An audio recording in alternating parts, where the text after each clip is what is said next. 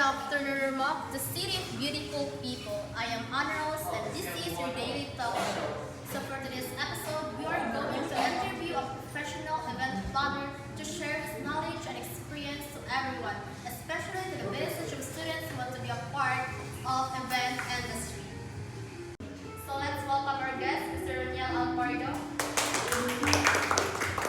Good afternoon, sir. Before we start this episode, let us introduce ourselves first. I am Anna Rose. I am Karen Bays. I'm Renz de la Cruz. And I am Angelica Cabeces. And I'm Jamal de la Cruz, sir. I'm William Paulo Cabantoy. I am Idina May sir. Thank you for accepting our invitation, sir. So we've prepared a set of questions for this episode, and we choose you as our guest because we admire your work, sir, and your hosting skills. So you can speak any language, sir, that you're comfortable with. So how are you today, sir? Very funny. Can we start the interview now, sir? Yes, move on. Okay, sir. So the first question is, how many years have you been working as an event planner? Actually, I started event planning when I was in college. Way back when I was in college. I started event planning with my friend's event, with my friend's wedding, and then I saw that there's actually a room for me for enhancing and molding my work of art in terms of planning an event. So that's why, if I'm going to exclude the number of years from college, and I excluded one, I'm starting in 2002 until present. So more or less 18 to 20 years already Wow, nice. in the industry, wedding and hosting. But I actually started as a host, and then I ventured as event coordinator, event planner. That actually is a wedding planner, but I do creative direction for the different pageants, like for example, Anangka, the Isabel, the Palumpon. So those are actually the different shows that I started. Okay, sir. So the second question is, who or what inspired you to choose this profession, and how did this change your life? When I was a child, I always look back, I saw those different choreographers, directors, I'm working right now. Ano bang, before, nagtingala lang ako na nila, but this time, they are my suppliers already. So kaya katakana, ako naman nga, atong una, I could see them performing the directing the show, organizing events, and I always pass by mga church when I was mga grade 5, grade 6. When I always pass by in the church, I always admire weddings. And then I saw those different makeup artists like Miss J. Oliva, who are really legendary in terms of that work of art in their masterpiece. So that's actually started on. So I realized Nindut Malaysia. So what I did, so I tried to venture step by step. And I found out na kato sila ng mga suppliers before whom I idolize most are those suppliers that I have right now. Yes. So, what are the characteristics being hospitality management students who dreams to work in the event industry need to possess to be an event planner? Actually, you should have the patience. You should be a determined person. Patience is because you do not know what kind of client you are actually dealing with. Unique individuals, in other words, you can actually see different. You can actually deal with different characteristics of different clients. So you have the patience. Not all the time the clients are there to understand you the most. Napoy time nga, usan mo kasi piyat, ano ba? So you have the patience, you are determined to work for it, and you have the passion. If your passion is keep on boarding to that, I guess that's actually the qualities and the characters that you should possess in order for you to become an event coordinator or successful, Because we cannot actually measure how successful the wedding or the event coordinator is. There's no such measurement of what we call successful event coordinator. As long as you have the passion and as long as you're determined, and then this is it. That's what I'm doing right now. Sir, so what is the most unforgettable event that you handled and why? For 18 years, I don't think so. I still have those unforgettable events. No, there was an event that I still remember the day, but I could not remember the year. There was an event na the client actually, that was again 10 years ago or 12 years ago, the client did not satisfy my services. So, what did you do, sir? Am I kuan ka ng frustrated? Yes, am I. Because at that very moment, nakainom ko galingon nga, I need to grow more. I need to learn. It's not that because they don't like the way that I did, they're not actually satisfied. It's because maybe there are some factors na wala nila na-meet from my. So what I did, I need to move. I need to double time and to exert that effort na kinahanglan for me also to recover those past that I have.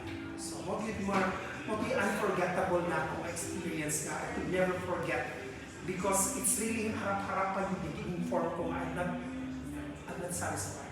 From then, 12 years ago, it never happens. Hindi lang umunta. No. So what event do you find easy to handle and what are not? Weddings, very easy to handle. Because it's routine. Weddings are routines. If you have the suppliers, now for them, sir, can you prepare a wedding 2 weeks, 3 weeks? Yes. If you have all the suppliers, yes, you can actually. But what is not? Big show, corporate events. So, for example, I'll be having an event of the San Miguel Corporation this coming April 28 to 30 in Cebu. That is Indo Cup. This is the Endorsers Cup of San Miguel, BMED, and Magnolia. What they're going to do, they will be having a sabong of those different endorsers, businessmen in the field of sa katong nilang BMED, the budget is very big, no? To mention the budget is 5 billion pesos. But to take it on the level of preparation, it's very wide. Task is expectation. Even the location, even ang arrivals sa guests, even the rooms that they're going to have, even the food that they're going to eat for the guests, from the breakfast to lunch to dinner, you need to check for it. From the fellowship night nila, so tanan. So it's really a big. So we call it as a corporate. It's a corporate event. I have also one kining Landmaster, kining Casamira. Actually, wala pa silang push, no? Pero when they talk to me, the Casamira, the Landmaster, so it's also a big event because it's a one night big show for the Casamira. So still, I need to prepare a lot of things because it's not an ordinary event. It's like a wedding. You have all the suppliers in the world. Take it on, prepare. Patahiin sa nina ang bride. First things are ang bridesmaids, then reserve the hotel for the food. No, it's not. Because you need to detail also everything na kailangan. So how do you prepare for a meeting with your possible clients? I need to be ready with myself. And you need to be ready with, why is it you need to be ready with yourself? Why? Because there are tendency that the client will ask you some questions. If you really well versed with your work, then they're actually confident with you by answering the questions.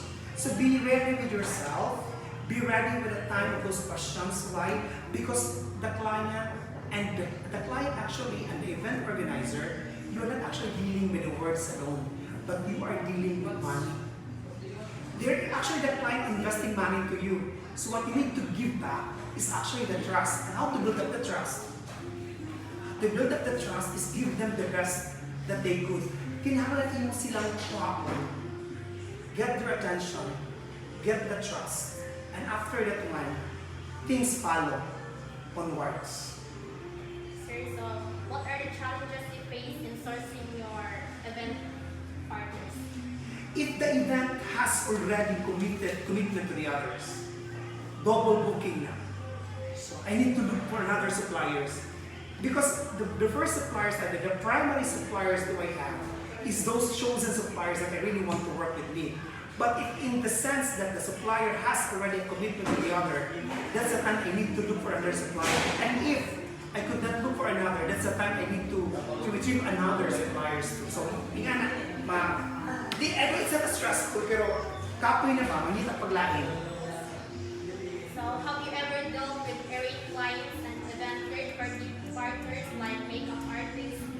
wider. So how did you resolve the situation? Actually, very simple. To solve that kind of situation, very simple. Patient is a virtue. Diba? Ano ba? So how do you handle clients who are reluctant in spending the right amount of money for the type of event that If they're reluctant, then tell them what to do. If they're actually hesitant for that, then tell them what event that they're actually planning to have. And then tell them the truth, black and white. Be transparent. Present to them, black and white, everything that follows, everything that will come out. And then tell them, black and white ka sa budget. Tara. have you ever handled one or more events at the same week or month? Was it successful? Exactly. I even handled two events at the same day. You know, 3 events at the same day. So is it good? Tell you honestly, it's not good. No, that's why I'm asking, ano di ba ni siya mag-move na lang date?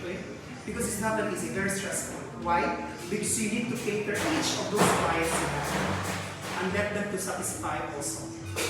So how did you handle the pressure? How am I handle the pressure?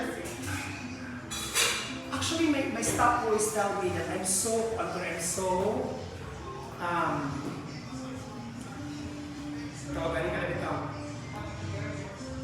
ease. I don't take pressure as a problem. I always take it, okay, because everything has a solution. So for me, if that thing comes out, then let it be, solve it. At the end of the day, it is actually your responsibility to solve everything. So what are the current trends in the event industry here in the Philippines? The current trends. Yes, sir. Actually, the current trends in the Philippine industry, events in the Philippine industry right now, kuan siya,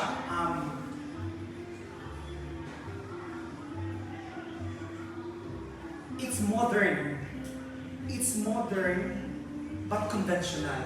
So when you say modern and conventional, modern ang attack, but conventional ang mga paraan.